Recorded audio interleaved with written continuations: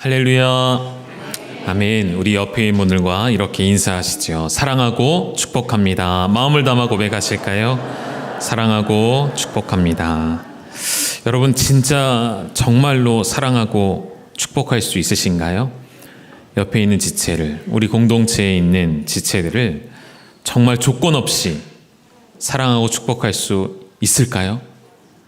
이 질문을 마음속에 잘 생각해 두시고 오늘 설교 끝에 가서 제가 다시 한번 여쭙도록 할 테니까 여러분 고민해 보셨으면 좋겠습니다. 오늘 갈라디아서 4장 끝에는 하갈과 사라의 이야기를 가지고 와서 바울이 율법과 복음의 관계를 명확하게 설명하려고 합니다. 그러니까 사실 아브라함의 이야기는, 아브라함의 가정에 일어난 이야기는 단지 한 가정의 이야기가 아니라 하나님의 그 구원을 전 세대에 이루기 위하여서 하나님이 사용하신 도구였음을 우리가 확인할 수 있는 것이 오늘 갈라디아서 4장 21절부터 31절까지의 말씀인데요. 여러분이 통독하시면서 매번 창세기를 읽으실 때에 이러한 의문점을 가지셨을 것입니다. 하갈은 어떤 존재인가?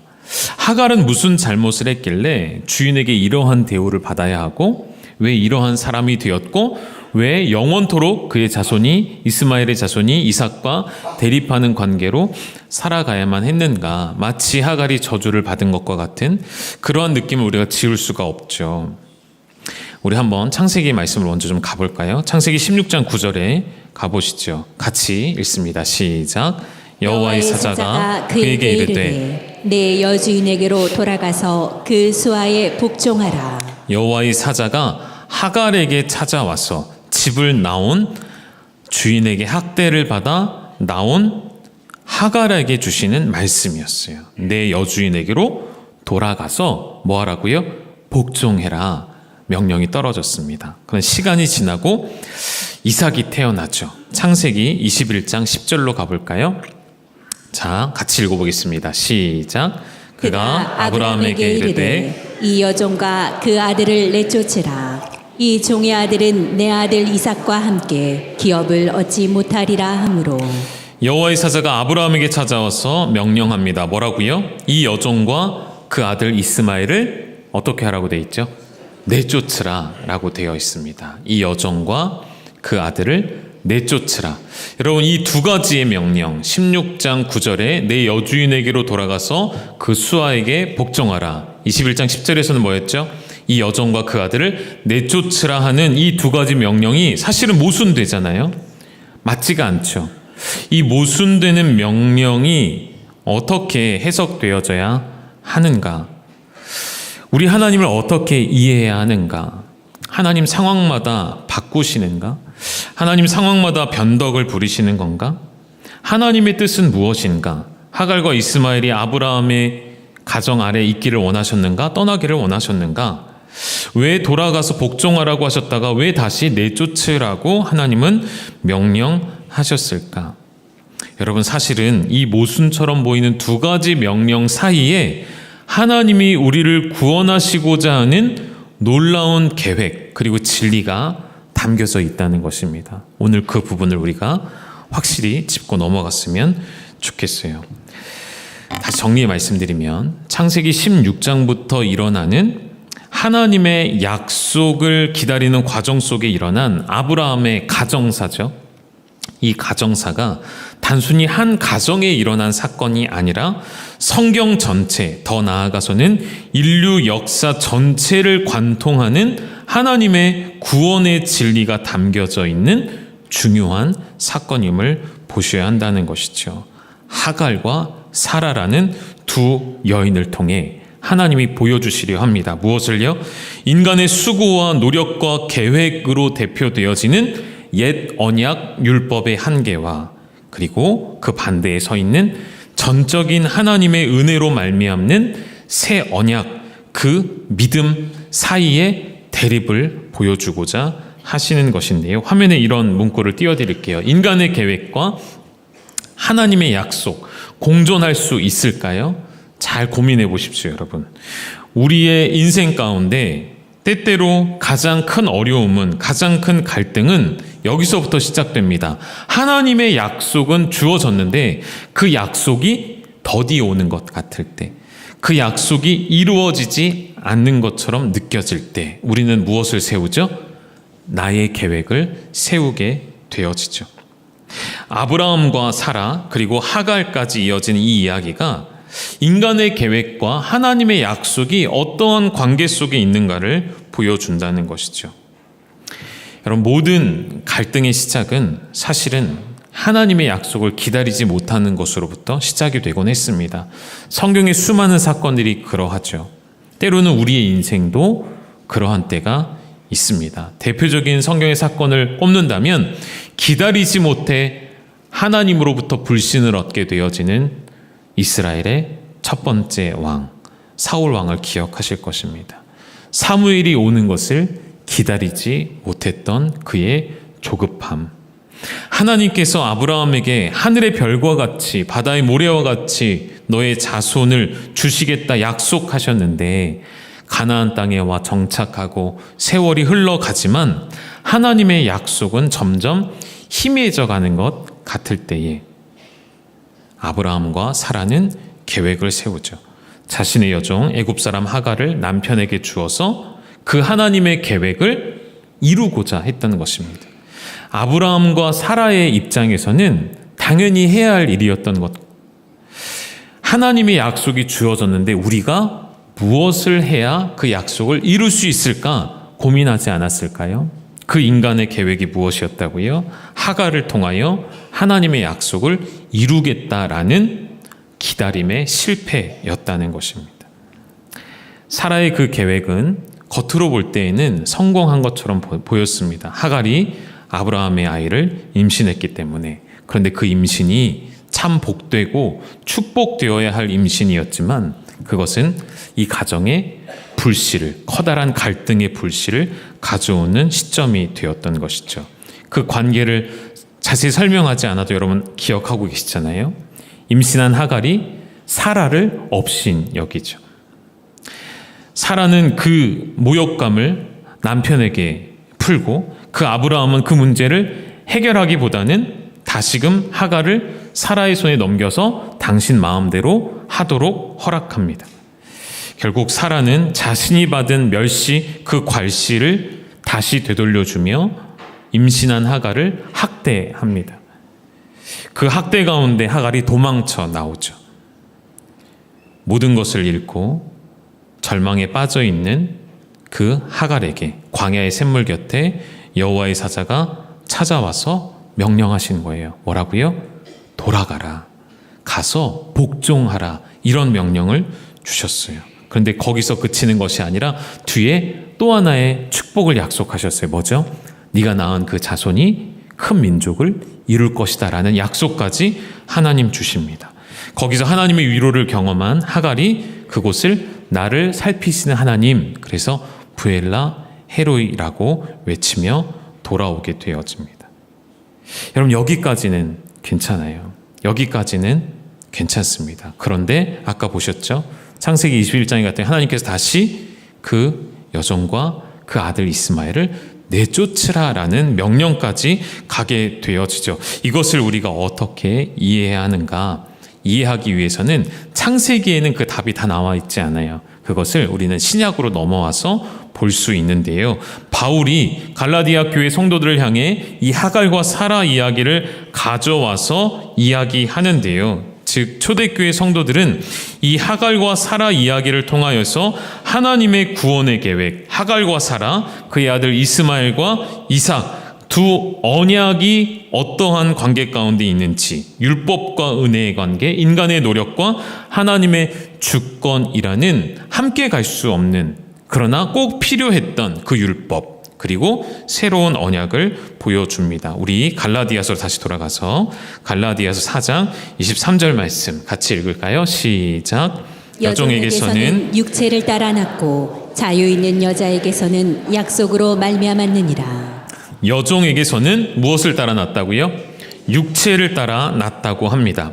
그러니까 오늘 여러분이 읽으신 본문에 신의 산, 아라비아에 있는 신의 산, 지금도 있는 그 예루살렘을 설명하면서 육체를 따라 주어지는 옛 언약 율법을 설명합니다. 그러니까 율법이 우리가 알고 있는 대로 백성들에게 거룩한 기준을 제시해 주긴 하지만 그것을 지키는 행위만으로는 구원에 이를 수 없다는 하갈에게서 난 이스마엘은 육체를 따라 난 존재라고 명시합니다.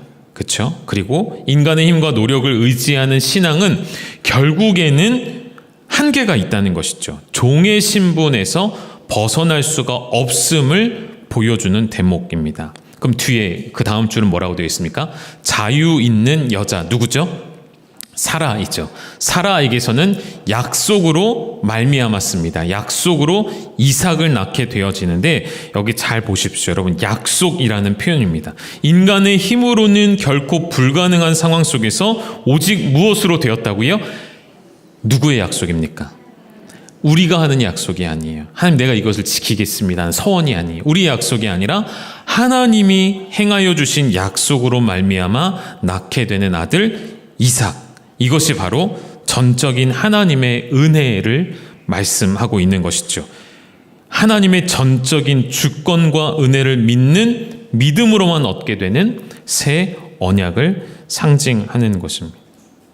바울이 이 비유를 조금 더 확장해서 오늘 본문에서 이렇게도 설명합니다. 이스마엘이 나중에 커서 어린 이삭을 조롱하고 학대하거든요. 그것을 보면서 바울이 뭐라고 하냐면 육체를 따라 난 자가 성령을 따라 난 자를 핍박한다라고 설명을 해요. 그러니까 율법주의적인 신앙을 가진 교회가 믿음만을 의지하는 교회를 핍박하고 박해한다라는 영적인 적용을 할 수 있게 되는 것이죠. 성경이 내려놓은 결론은 분명합니다. 창세기 21장 10절에 여러분 아까 읽으셨잖아요. 아브라함에게 이르되 여종과 그 아들 내쫓으라. 그 다음 뭐라고 돼 있죠? 이 종의 아들은 내 아들 이삭과 함께 기업을 얻지 못하리라. 이게 성경이 내려놓은 결론입니다. 하갈과 이스마엘의 존재는 결국 하나님의 기업을 얻지 못하리라. 이걸 어떻게 해석해야 한다고요? 하갈이 무슨 죄야? 불쌍하다. 이런 개념이 아니고요. 인간의 노력, 즉 율법의 행위로는 결코 하나님의 나라를 유업으로 얻을 수 없다라는 것을 설명하고 있는 것입니다. 오직 약속으로만 얻게 된 자녀, 은혜로만 얻게 된 자녀가 하나님의 상속자가 될 수 있는 것이죠. 여러분, 우리는 아브라함의 가정에서 보면 우리는 어느 자리였을까요? 여러분, 우리는 아브라함의 자리도 아니고요, 사라의 자리도 아니고요, 이삭의 자리도 아니었습니다. 우리는 하갈과 이스마엘의 자녀였죠. 그러한 죽었던 우리를 하나님의 은혜로 약속의 자녀로 옮겨주신 것이 바로 하나님의 새 언약, 은혜 언약이라는 것이죠. 그러면 다시 좀 관점을 바꿔서, 그러면 율법은, 하갈과 이스마엘은 필요 없는 존재였는가? 율법은 단순히 폐기되어야만 하는 가치가 없는 것이었을까? 그렇지 않다는 것이죠. 율법에게 하나님이 분명한 기능을 명시해 주셨죠. 우리 계속 봐왔던 것처럼 율법이라는 것은 하나님이 주실 새 언약이 얼마나 크고 놀라운지를 깨닫게 해주는 필수적인 역할을 했던 것이죠. 그래서 이렇게 좀 확인해 볼게요. 우리 로마서 말씀으로 갈까요? 율법의 역할을 분명히 명시합니다. 로마서 3장 20절 같이 읽으시죠. 시작. 그러므로 율법의 행위로 그의 앞에 의롭다 하심을 얻을 육체가 없나니 율법으로는 죄를 깨달음이니라. 아멘. 율법으로는 무엇을 한다고요? 죄를 깨달을 뿐이다 라고 말합니다. 그러면 거꾸로 생각하죠. 율법이 없다면 어떻게 될까요? 무법천지가 되겠죠. 율법이 없으면 죄를 죄로 인식하지 못하는 상태에 이를 것입니다. 십계명에 탐내지 말라라는 하나님의 명령을 주십니다. 그 명령이 없었다면 우리는 우리 안에 있는 그 탐욕, 탐심이 죄라는 것을 깨닫지 못할 것입니다. 하나님의 그 율법에 간음하지 말라라는 말씀이 있는데 그 말씀이 없었다면 우리는 간음을 행하고도 그것이 죄라고 여기지 않고 생각하지 않았을 것이라는 거죠. 그 율법은 끊임없이 우리 앞에 거울의 역할을 해줍니다. 거울을 볼 때마다 여러분 무슨 생각하십니까? 무엇을 보십니까? 내 온 매무새를 정리하고 내 얼굴에 무엇이 묻었나를 정리하는 것이죠. 율법이라는 거울을 볼 때마다 나에게 어떠한 죄가 붙어있는지를 확인하게 되는 것입니다. 그래서 그 율법이라는 거울을 보면 우리는 어떤 행동을 하게 되죠? 죄를 고치려 하는 거예요. 죄를 떼어내려는 것입니다. 내 모습이 얼마나 더럽고 불완전한지를 발견하게 되어서 그 율법을 지키려고 애쓰지만 어떻게 된다고요? 그것을 지킬 수 없는 무기력한 죄인이라는 사실을 결국에는 깨닫게 되어진다는 것이죠. 하나님께서 은혜를 주시는 방편이 계속 이러한 방법이었습니다. 아담을 좀 떠올려 보실까요? 그 동산에 하나님께서 어쩌면 우리 입장에서는 불필요했던 선악과를 주셨어요. 그것을 하나님의 통치의 방법으로 삼으셨습니다. 그 선악과라는 율법이라고 표현해 볼게요. 율법, 해서는 안 되는, 먹어서는 안 되는 선악과를 동산 중앙에 두십니다. 그리고 아담이 그것을 먹음으로 그 마음속에 있는 죄악이 드러나게 되죠. 하나님이 그 드러난 죄악 그 수치를 가죽옷을 만들어서 입히시고 가리워 주십니다. 그 다음으로 넘어가 볼까요? 하나님께서 이스라엘 백성들에게 율법을 주시고 십계명을 주셔서 그것을 지키려 애쓰지만 결국에는 넘어지고 결국에는 패역한 백성이 되어지죠. 죄가 드러납니다. 계명 앞에, 율법 앞에 이스라엘의 죄가 드러나고 하나님은 어떻게 덮어주시죠? 짐승의 피로, 제물로, 제사 드림으로 그들의 죄를 가리워 주십니다. 신약으로 넘어와서 어떻게 하십니까? 하나님께서 우리에게 완전한 의가 되시는 예수 그리스도 아들을 주십니다. 그 아들은 완전히 거룩하시고 깨끗하셔서 우리가 감히 바라볼 수도 없는 분이시죠. 우리의 죄된 생활 가운데 주님이 찾아오시니 우리의 모든 죄악들이 다 드러나는 것입니다. 우리 마음속에 감춰두고 숨겨두고 싶은 모든 죄악이 속속이 하나하나 다 드러나게 되는 거예요. 그리고 그 드러난 죄악을 어떻게 하시죠? 오신 그 아들 예수 그리스도의 십자가의 보혈을 흘리심으로 우리의 죄를 덮어주시는 방법. 하나님 이렇게 역사에 오셨고 지금도 그렇게 일하고 계시다는 것입니다. 하나님 법을 주셨고 지키지 못한 우리를 은혜로 덮어주십니다. 이제는 더 이상 반복될 율법은 폐하여졌고 예수 그리스도가 오심으로 이제는 우리의 모든 죄가 완전히 덮여져 구원 얻은 백성이 되게 하셨죠. 또 하나의 비유를 들어 설명을 해드릴게요. 예수님의 선한 사마리아인의 비유를 생각해 보십시오. 여러분, 제사장과 레위인은 강도를 만난 그 사람, 피 흘려 죽어가는 그 사람에게 다가가지 않습니다. 왜 그랬을까요? 이렇게 생각하시면 이해가 훨씬 좋을 것입니다. 제사장과 레위인을 율법을 대표하는 사람이라고 보시면 돼요. 그럼 다시 말할게요. 율법은 저 죽어가는 피 흘리는 사람을 보고도 지나갈 수밖에 없습니다. 왜요? 율법을 지켜야 하니까. 내가 같이 부정해질 수 없기 때문에. 율법은 피를 만지지 못하게 합니다. 율법은 피 흘리는 동물이나 피 흘리는 사람을 가까이 하지 못하게 하죠. 율법은 시체나 사체를 만지지 않으므로 자신의 거룩함을 지키라고 명령합니다. 제사장과 레위인이라는 율법을 대표하는 이들의 한계를 보여주는 것이죠. 그럼 그 뒤에 오는 선한 사마리아 사람은 무엇일까요? 하나님의 은혜를 상징하고 예수 그리스도의 사랑을 상징하는 것이죠. 율법이 아닌 그 사람에게 정말 생명을 가져다 줄 수 있는 사람. 예수님 시대에 율법을 내세우던 수많은 바리새인들과 서기관들에게 예수님이 정말로 하고 싶었던 말씀이었던 것이죠. 여러분, 율법은 분명한 기능이 있다고 말씀드렸어요. 죄를 깨닫게 하고 문제를 진단하는 것입니다. 그러나 율법에는 그것을 해결할 능력이 없다는 것이 문제라는 것이죠. 여러분, 하갈의 존재가 아브라함에게 그러한 역할이었습니다. 하갈을 볼 때마다 아브라함은 무엇을 생각합니까? 하나님의 약속을 기다리지 못한 나의 죄를 생각하게 되는 것이죠. 하갈과 이스라엘을 볼 때마다 내가 하나님의 약속을 기다리지 못한 그 불신의 죄를 떠올리고 드러나게 한다는 것이죠. 끊임없이 거울과 같이 내 자신의 모습을 보게 하는 역할. 여러분, 그것이 오늘도 우리에게 있을 수 있습니다. 그 하갈이라는 존재가 우리에게 어떤 지체로, 어떠한 사람으로, 어떠한 환경으로 주어질 수 있습니다. 그때마다 우리의 죄악을 발견한다면 여러분 거기서 주저앉는 것이 아니라 예수 그리스도의 보혈로, 예수 그리스도의 은혜로 돌아서는 결단이 우리에게 있어야겠죠. 우리의 죄인됨을 철저하게 인정할 때에 주님께서 우리에게 이러한 새 계명을 주셨습니다. 신약에 와서 예수님이 어떤 새 계명을 주셨을까요? 요한복음 13장으로 가보실까요? 요한복음 13장 34절 같이 읽으시죠. 시작. 새 계명을 너희에게 주노니 서로 사랑하라. 내가 너희를 사랑한 것 같이 너희도 서로 사랑하라. 아멘. 제가 오늘 말씀을 시작하면서 드렸던 질문입니다. 여러분 정말 옆에 있는 지체를 사랑하시는지 여쭈었습니다. 다시 질문할게요. 내가 너희를 사랑한 것 같이 여러분 서로 사랑하고 계십니까?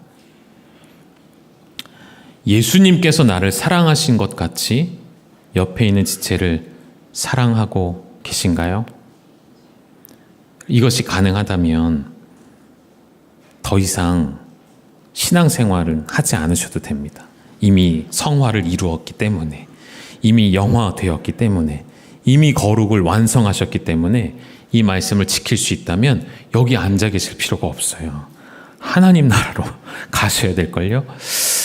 제가 드리고 싶은 말씀은 여러분 예수님이 주신 이 새 계명은 사실 구약의 어떠한 율법보다도 더 지키기가 어렵습니다. 예수님이 우리를 어떻게 사랑하셨습니까? 자신의 생명을 주신 것이죠. 그 생명을 주신 것 같이 다른 지체를 사랑하는 것은 우리에게 불가능에 가깝습니다. 그럼 또 한 번 우리는 부딪히게 되는 거예요. 이 말씀을 지키려고 애쓰는데 안 되는 것이죠. 안 되는 나의 모습을 발견하는 것입니다. 깨닫게 되는 것입니다. 자신의 모든 것을 내어주신 그 예수님의 완전한 사랑 앞에 내가 얼마나 이기적이고 얼마나 나 자신을 사랑하고 얼마나 조건적인 사랑을 하는 사람인지 여러분 깨달아 아셔야 한다는 것입니다. 그래서 하나님은 우리에게 이러한 계명을 주시고 지켜보라 하시는 거예요. 그리고 로마서 5장 20절에 바울이 이 사실을 깨닫고 이렇게 고백하는 것 아닙니까? 같이 읽어주실까요? 시작. 율법이 들어온 것은 범죄를 더하게 하려 함이라. 그러나 죄가 더한 곳에 은혜가 더욱 넘쳤나니. 아멘. 죄가 더한 곳에 은혜가 더욱 넘치게 하시려고 우리에게 새로운 계명, 완전한 계명, 완성된 계명을 주십니다. 그러나 그것을 우리가 지킬 수가 없고 그것은 주님만이 지키실 수가 있어요. 그래서 우리는 죄인 되어지고 죄인으로서 더욱 드러날 때에 죄가 넘쳐날 때 하나님의 은혜가 그것을 덮도록 더욱 넘치게 하신다는 말씀이시죠. 말씀을 정리할까요? 여러분 우리의 인생은 하갈을 통해 나 자신의 죄인됨을 깨닫고 사라를 바라볼 때에는 그 사라를 통해 하나님의 약속이 이루어지는 것을 바라보는 과정이 우리의 인생이라고 말씀드립니다. 철저하게 우리가 율법 아래에 살아갈 때 죄인임을 깨닫고 하나님의 약속으로만 유업을 이을 자리로 옮겨져 가는 그 하나님의 은혜를 기억하는 것. 아브라함에게 하갈을 보내 그의 허물을 드러내시고 오늘 우리에게는 예수님을 보내주시었습니다. 예수님을 바라볼 때 우리의 모든 죄악이 다 드러나고 동시에 그 죄악을 정죄하시는 것이 아니라 그 죄악들을 보혈로 남김없이 덮어주시는 그 은혜 가운데 살아가니 그 은혜를 우리는 하나님의 한량 없으신 은혜라고 고백하게 될 수밖에 없는 것이죠. 다시 권면합니다. 사랑하는 여러분, 여러분의 그 어떠한 노력이나 행위로 이루어질 수 없습니다. 오직 하나님의 약속으로 행하신 구원의 완성되신 예수 그리스도의 흘리신 보혈로만 거룩한 하나님의 자녀 되었음을 기억하시고 그 하나님의 은혜만을 사모하는 우리 사랑하는 열방의 모든 가족들 다 되시기를 주님의 이름으로 축원드립니다.